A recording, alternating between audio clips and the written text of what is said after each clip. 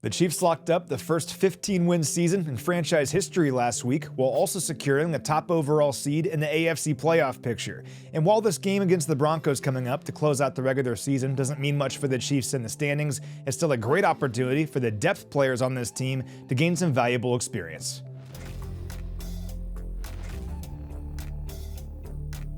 Carson Wentz will make his first start of the season on Sunday, but he's no stranger to this exact situation. If you look at last year, he started Week 18 for the LA Rams, and he played well. He completed 17 of 24 passes for 163 yards and 2 touchdowns in that game, leading the Rams to victory over the 49ers. In fact, the Rams actually trailed 20-7 in the third quarter of that game, but Wentz led them all the way back to win it, which included the game-winning touchdown run late in the fourth quarter. Now, aside from the obvious names, we don't know exactly who's going to play and who's going to sit on Sunday. For context, a total of 15 players didn't play in Week 18 last year for the Chiefs, but for the guys who do play in this game, it's a chance of gaining some valuable experience. And a great example is Chamari Connor. Prior to Week 18 last year, Connor had never recorded more than 32 defensive snaps in a game.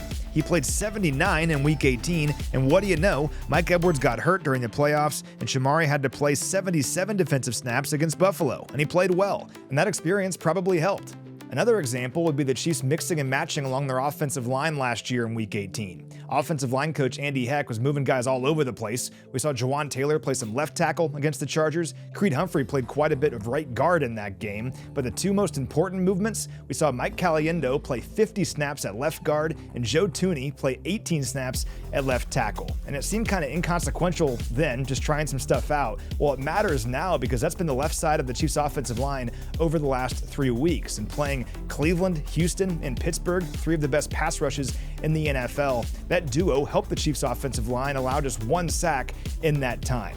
So, while yes, it's a great opportunity on Sunday for the Chiefs to rest some players, it's also a great chance for the Chiefs to go in there, maybe experiment and tinker with some things, and it could pay dividends down the road. Now, speaking of the last 3 weeks, the Chiefs are coming off a stretch in which they played 3 games in 11 days, 2 of which took place against current AFC playoff teams, and yet they allowed just 1 sack and didn't turn the ball over once. The Chiefs are the only team in the NFL to not turn the ball over the last 6 weeks, and they're plus 11 in terms of turnover margin during that time. And after starting the year at -5 in the giveaway takeaway through Week 11, they're now plus 6 for this season. All those takeaways have helped the Chiefs climb up the leaderboard in terms of scoring defense as well. The Chiefs currently own the number 2 scoring defense in the league heading into Week 18 at 18 points allowed per game. Rewind back to this time last year, the Chiefs owned the number 3 scoring defense in the NFL at 17.6 points allowed per game. That consistency has been remarkable, and it's a big reason why the Chiefs are back in this spot yet again. Now, on the other side of the ball, the emergence of rookie wide receiver Xavier Worthy has been clear. Worthy has at least 40 yards from scrimmage in each of his last 7 games. He's one of just 5 wide receivers across the NFL that can say that. He has 50 touches for 459 yards and 4 total touchdowns in that span. And for the year, his 9 total touchdowns trail only Brian Thomas Jr. among all rookies.